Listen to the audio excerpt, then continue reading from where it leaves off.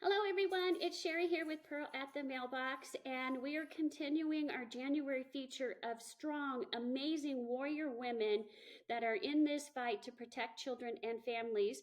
And I would like to introduce Seak Smith with Mom Army. She is amazing and she does so many different things. And I would love to share with you what she does so that you can get involved. Seek, welcome. Thank you for having me. I love being able to share, I mean, there's so many of us in this fight, and I love that you're helping to just get our message out there. So I appreciate you for that. Oh, yes, absolutely. It's the grassroots women that I think are really doing this fight at protecting our kids. Mhm. So, share with us about Mom Army. What is it? How did it come about? And what do you do? Yeah, so I'll go a little further back. So I got involved in fighting child sex trafficking about 15 years ago, before I was even pregnant with my daughter. And so I had two little boys at the time, and I had never even heard of the term, had no idea that such a thing even existed, so it kind of shattered my world when I first learned about it. And so it was me driving home, listening to talk radio, and there was a horrific case out of Trenton, New Jersey, that was going through its sentencing phase. And the gist of the case was that a 9-year-old girl was sold for $100 by her 15-year-old stepsister to 5 men. I don't even need to go into the details of that, obviously. And that just shattered my mom heart into a million pieces when I just was hearing the details of it. And I was like, how could this be? How could we live in a world where children are being, you know, extremely abused, violated in the most vile ways? And I started doing research, started figuring out what this human trafficking thing was, and it was a global thing, and started getting involved. And I've been involved in the issue in different ways, from gala fundraisers to sitting on panels, to protests in Hollywood during COVID to save the children. So I've done it in a lot of different ways. But more recently, about 2.5 years ago, when I moved here to Arizona, um, I was feeling the overwhelming sense that our children were under attack. It was like nothing I'd seen before. It felt like it was coming from every institutions that we trusted, our education system, our medical system, our government, Hollywood, obviously, but all these different institutions that I thought was there to protect our children wasn't doing that. And my husband came up with the idea of, like, you should get a Million Mom March going or something like that, was kind of his idea that he planted in my head. And so I started calling a lot of the warrior women that I work with or have, connected with all over the country in the 15 years that, at that point it was like 13 years, 12 years of doing this. And we just started coming together to try and, like, be on a mission together with one voice. And so we launched on Instagram with about 100 moms on August of 2022. And, we started using the military lingo of, stop the war on children and join the battle. And because it felt like a war, right? I was starting to understand that this was a spiritual war, and attacks on our children. And it took off from there. I started getting messages from all over the world, from moms in Peru and Spain and New Zealand, asking and basically expressing that they were dealing with some of the same things that I thought was just more of a US, Canada, Western problem. And it looked like it was happening all over the world.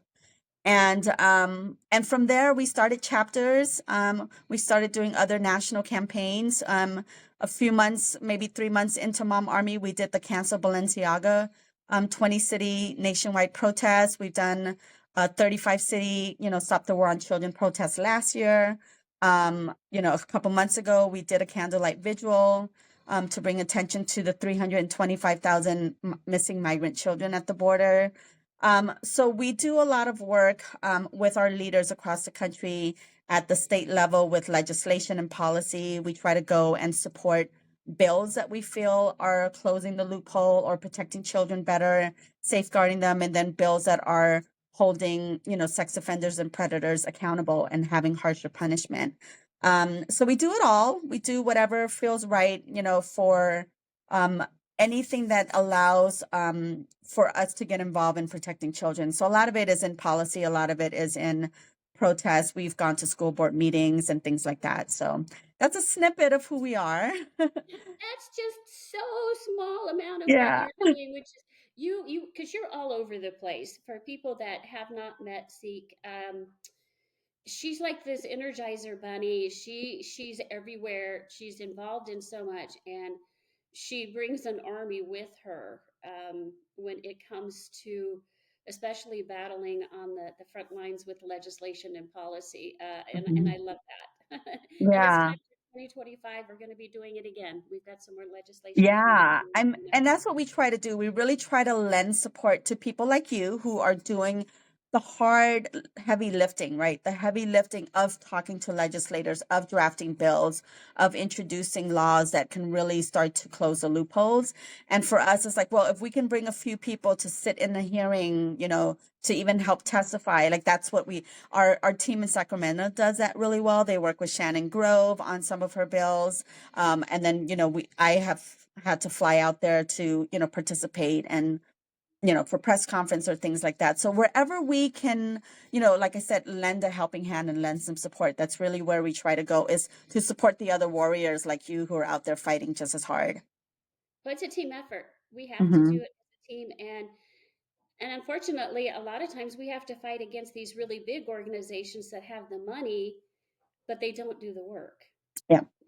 And so we are the moms, the grandmas, the aunts, the cousins, the sisters. We're the women that are out there, and you are out there, and I love that about you. Um, so how did you come up with the name Mom Army?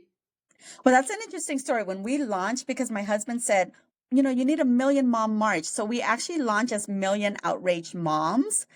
So the acronym MOM, but quickly, I would say within 2 weeks later, we had switched it over to Mom Army because so my background's in marketing, PR, and branding. And so when I Okay. started to see the language that was being used, that we were saying, stop the war on children, join the battle to protect kids. And we started using all this very like war military lingo. And then that's when, and lo and behold, Mom Army was available. So I ended up grabbing Mom Army. I didn't think it was when we were like, it feels more like an army. It feels like, and it's true, my Sacramento chapter leader, we call them battalion captains. We don't actually call them chapter leaders. Yeah, so you're a battalion captain, you're in the trenches of these battles and these wars. But Sabrina said it really well. She says, they say it takes a village to raise a child. I say it takes an army to protect them. So that was when we realized very early on that it was really, we had to treat this like a military operation. That's true. Yeah. And then interestingly enough, a lot of the guys in our group, in our dad, and then a few months later after Mom Army, we launched Dad Army, because we started getting messages from dads who says, I love what you're doing, want to support you. We started getting like little small dollar donations from dads. And they're like, I want to do more than donate. How can I get involved? And my very first Dad Army is our friend Bryce in San Diego, who's a Navy SEAL Team 6. And so we started to get all these like ex-military, current military, law You enforcement spoke their officers. language. Yeah, and so it just became de facto. A lot of the people in our group are actually, very much, we have every branch of the military in our ranks for Dad That, Army. that's so awesome. Yeah. I love how it starts with one idea and then it just rolls out into all these different things. It's like, okay, it's like God's taking you in this direction, Hmm. and I think that's so cool. Oh, I Um, couldn't have come up with these ideas. It was definitely, just one of those things that God was just like guiding me, and bringing yeah, all the right people and all the opportunities. Like I take no credit for this except for the fact that I'm really good at bringing people together. And that's really my gift that I have. And so it was really just about giving people the platform and the ability. And the other thing I didn't mention with Mom Army is that we're a survivor led organization. So a lot of our moms and women, because some of them aren't moms themselves, are mhm, survivors of child sexual abuse and a few even trafficking. yeah. I think Mhm. that's amazing. Are you able to share any of the cases that you've worked on? As far as like some of the stuff that we've been doing. Yeah, to bring Yeah. awareness and when you go in Yeah. for policy or Hmm. legislation or just specific issues. Yeah, it's really interesting. There's two areas that we are really heavy into. When I launched, I didn't know much about the gender ideology stuff. I Oh, kind of got thrusted into that. I was just sharing with somebody the other day. We launched in August of 2022. I got connected with a woman named Erin Friday in October, right after. And so October, Erin was putting together a rally, the very first of its kind rally against gender ideology. And we were protesting the American Academy of Pediatrics in Anaheim, California at the time. So I was helping her plan that event with a small, team. So I did that. And in that month, I ended up at three different rallies against gender ideology on children. So I was at the one in Anaheim against American Academy of Pediatrics, and then I was in Nashville for the Matt Walsh rally that was at the Nashville Capitol. That ended up generating the first bill to ban um, gender affirming care on minors was Tennessee, and our team. Our Nashville captain, she was at the hearings when they were um, getting ready to pass that bill in Nashville. wow. And then at the end of the month, found myself at a rally against an all ages drag show with my dad army, Bryce, in San Diego. We went to protest that because the mayor of San Diego was attending the all ages drag show. And so we were protesting him and protesting all of that. So in 1 month, I just kind of got a crash course on this issue. And fast forward since then, we are very much a support group for a lot of parents who are losing custody of their children who are not affirming the gender ideology stuff. One famous case is my good friend Adam Vino, who lost his now his son was 2 at the time, so his ex was starting to transition and put his 2-year-old in dresses when he was only 2, and he's 6 now, and he hasn't seen his son in almost 4 years. He's had no custody, no contact with his son. So what we do really, really well is we really look to amplify stories and cases like that and Mhm. build a support network for a parent that's going through something like that and help guide them through their activism and their process. So Adam went from a very quiet, I think when I met him, he had like 100 followers on his Instagram. Patriot Barbie, my friend Lindsey Graham, someone connected her to his story. She posted about him, tagged us, and then went to his Instagram. I couldn't help but start bawling. He started doing these dedication videos to his son, saying good morning to him and hi to him, just to keep the message out there that he didn't forget about his son. And my heart just was, Oh, yeah. oh, I remember it vividly. And I called Lindsay and I said, we have to help this dad. What do we do? And so, me being the person who likes to connect, I'm like, let me get a bunch of people on a Zoom call with Adam, hear his story, first account from him, what happened, and see how we can support him. So I got a Zoom together with like 6 people. Jamie from Gays Against Groomers, my friend Erin Friday, who I did the protest with in Anaheim, just finding the support network for him. And then from there, we've done fundraising for his legal fund.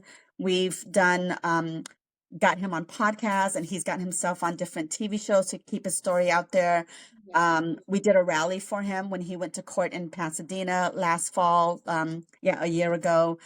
He recently went to the Supreme Court rally, and we were able to set up a meeting with a senator who's working on a bill to protect children, um, to punish doctors for performing surgeries on minors, when it comes to this stuff. So that's really, we look for where the gap is. We look for ways that we can support. So, and then since then, we have other parents that are part of our group that have lost custody. We have a dad in New York that his ex is putting their 11-year-old daughter on Lupron, which is the chemical castration drug. So there's these really egregious cases out there that sadly is how I'm connecting to some of these parents. Well, those parents have to be so grateful to connect with you and your army, Hmm. because I can only imagine the feeling of helplessness they have when this is happening to them and they don't know what to do. Yeah. That breaks my heart for them. Yeah. And I'm So we support, we guide, and then out of that, these beautiful friendships blossom.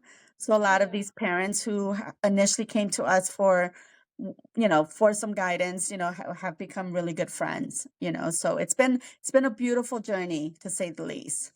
Wow. So what do Mhm. you think the future is going to be for Mom and Dad Army? What are your plans? Yeah, it's so funny. Right before I got on this interview with you, I had my Mom Army team Zoom meetings that we have on Tuesdays, and we were talking about what 2025 looks like. We really want to kind of get to the next level. We've been bootstrapping and doing this at a very grassroots level. A lot of my moms and dads pay out of pocket for everything, for travel. I mean, Adam traveled to DC on his own expense. That's a very expensive trip, with everything.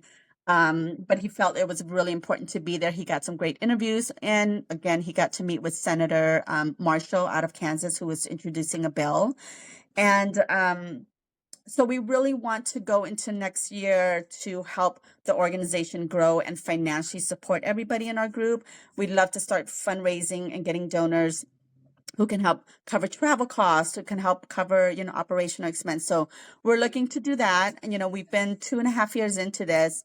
And in order for us to continue growing and have some longevity, because people get burnt out, I'm not a survivor myself. So, and I feel very blessed, but I know when working with survivors that we have to allow for rest.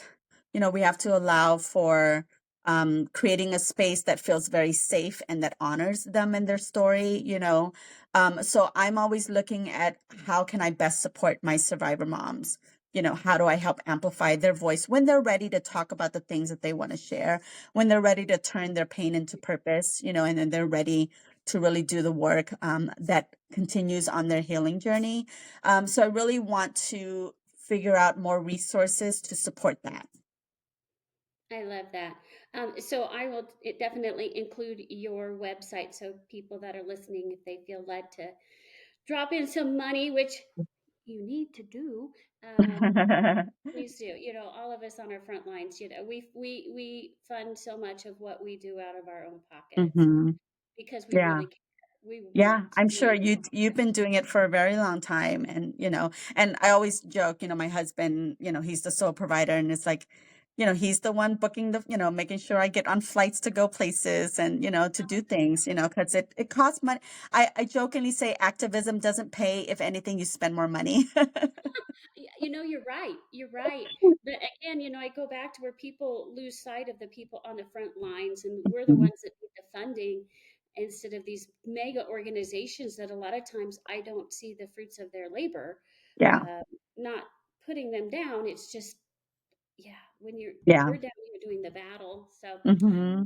I love what you're doing. I've seen you at many events and had the chance to get to talk with you and know you. And so, what are you thinking the 2025 legislation session here in Arizona is going to look like? I've got some bills coming up, but Yeah, just I'd love to, about you just say when and where, and I will be there. I can always, work my schedule to be there, and then I put the message out to everybody on our team here in Arizona to make sure we can get some bodies, in these hearings and things, because we have to show a force of support. Legislators, because what happens is um, some sides get better funded and so yeah, they will show up in the middle of the day when people are at work, because sometimes people either have the funding. We've seen it. I mean, I've seen this a lot with things that I've done in California, where you will have trans rights activists, or you will have people show up, and then our side is completely outnumbered right. for those reasons, because funding is different on different sides of the aisle and different sides of the fight. But I implore people to show up and stay in, follow your website, and what you're doing in your Instagram. I mean, the information you're sharing is really vital to this fight, especially in the prevention side. I think that's where a lot of focus needs to happen. But yeah, I think on the legislative side, I'm really happy about Prop 313 passing here. Mhm. That's gonna be that's I think it's first in the nation, to punish and with a life in prison sentencing for trafficking of a child, which seems like a no-brainer to me, but it doesn't always look that way in the legislative battles. When you're in a hearing with I was in a hearing with Kaylee Kozak, my friend Kaylee, and I Mhm. remember a Democrat legislator saying, but I really don't want to put more people in jail. And that, That came from a Republican too. That yeah, came from a Republican that I see? and that and that particular Republican, which I Alex Cullen, I say his name. I have no shame in Hmm. it because he No, killed a it's bill. public information. Of course, You no, know? he killed a bill. So Prop 313 only, unfortunately, protects the Dangerous Crimes Against Children's Act. So Hmm. that's 14 and under. So we still have Yeah, this 15 to 17-year-old gap. they're So still a child. that's, yeah, I Yeah. know. So that's what got killed last session, and so Hmm. it's coming back this session. And I think because we have more family-oriented people that have been elected to the Senate and the House here, Yeah. I think we have a better chance. Okay. Yeah, and then but then we also have to think about when it lands on the governor's desk, what is she going to do? Yes. Yeah. If we can, I don't know, it's interesting because with the vacator law that I was able to get updated this past session, we were able just to change a couple of words, Hmm. get unanimous support, and so that's how the governor signed it. Oh, So good.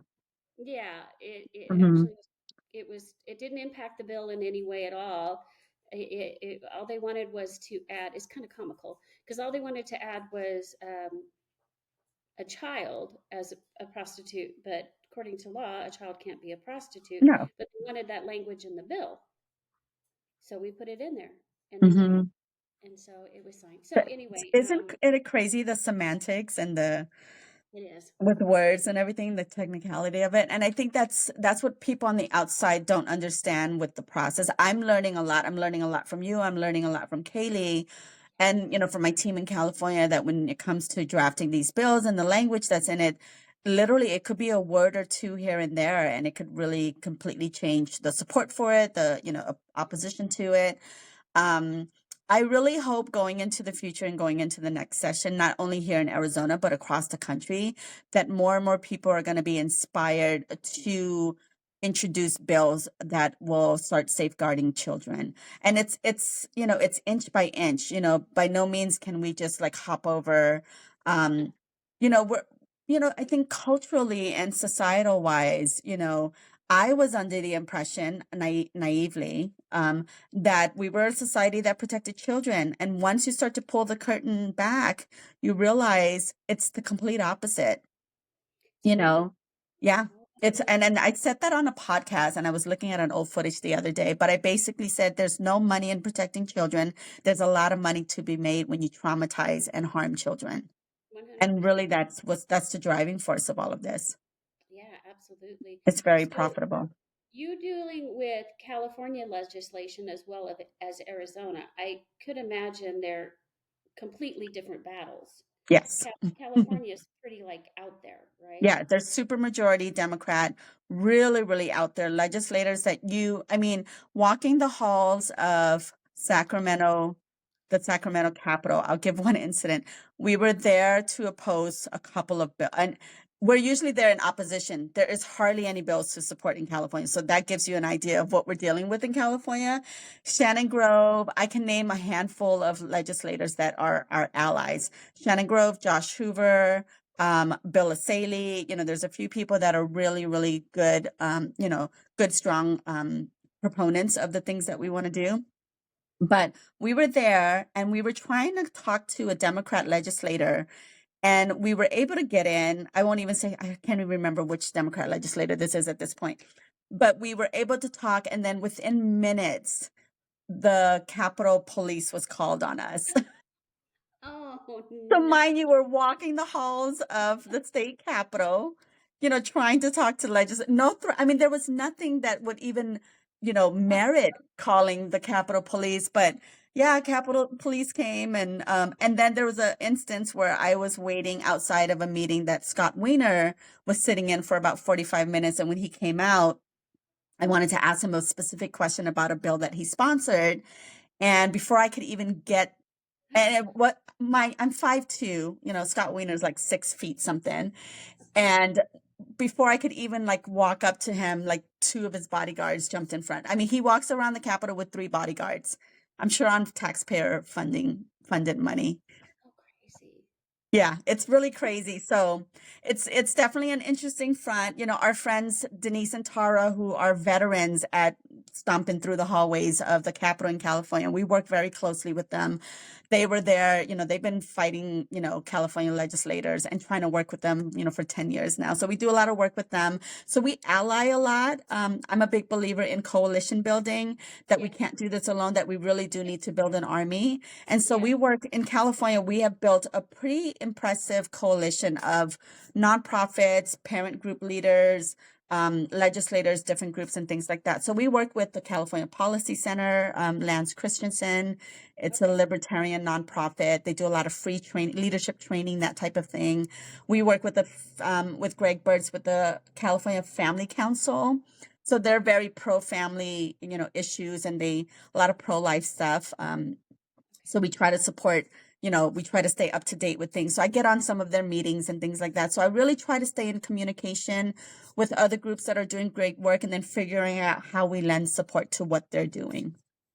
Yeah, I love the coalition aspect because there's Mm-hmm. many of us kind of doing a lot of the same things. And Mm-hmm. so combining our strength and our effort can send such strong messages Yeah. that And legislators start to pay attention a little bit more when you say, hey, it's not just me. I've got like yeah, 50 other organizations I'm working with right behind me. right, So that right. lends you some leverage, you know, with Yes, numbers. absolutely. Hmm. Absolutely. I love that about you. So in closing, can you share how people could get involved with Mom and Dad Army? Yeah, we're mostly for social media. We're mostly on Instagram. So if you DM us, I love social media outreach because I can quickly go to somebody's profile. I can see what they're all about, you know, and that gives me a very easy introduction to the person. Then if you email us, I feel like email is a little more anonymous. When yeah, with social media, I can figure out right away if somebody is aligned with what we're doing. So the way we've been, you know, when people reach out to us, we're looking for leaders that are out there in their community already in the fight, and we're here to support you. So that's really how we built our organization, is more of a leadership coalition. So, you know, we just onboarded an amazing mom in Louisiana who goes by that patriot teacher.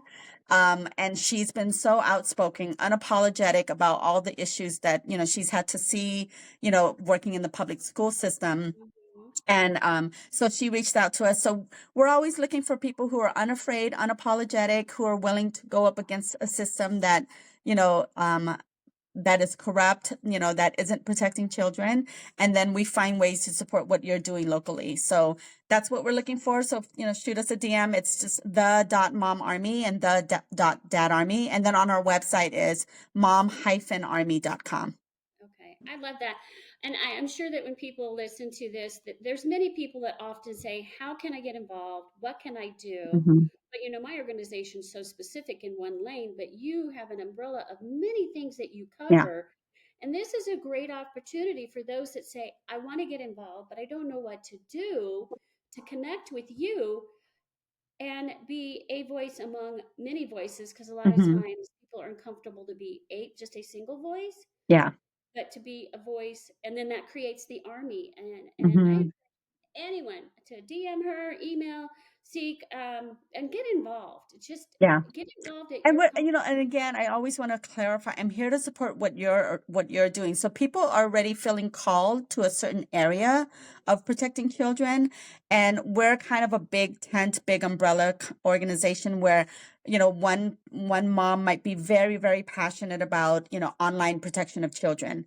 We Right. will help connect her with resources and training and people in that space. Somebody might be very keen on legislative policy making, right? Some people may be very adapt to, you know, the school board and getting rid of the filth that's in school. So we look for people in all the different areas, and as long as it falls under the umbrella of protecting children, we're here to support that.